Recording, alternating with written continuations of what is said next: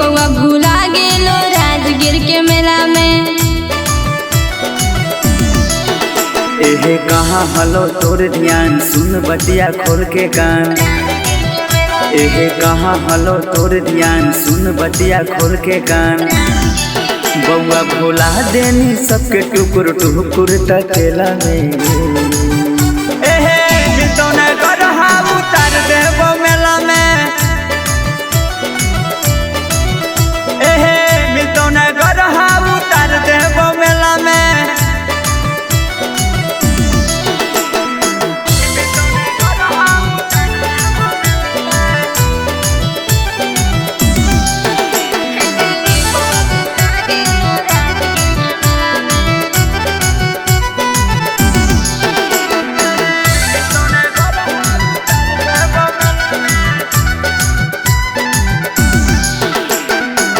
बड़ी हल भीड़ गेलो हथबे छूट जी।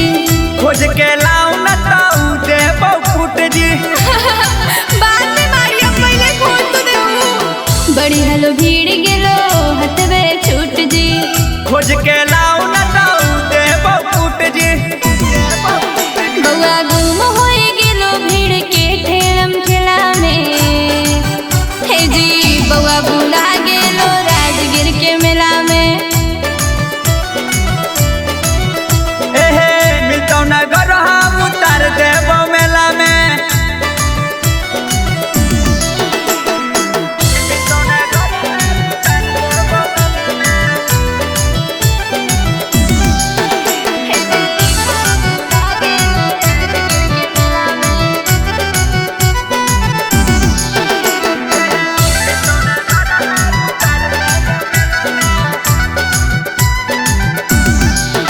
हे जी जाके कराई ना मैक में अनाउंस जी।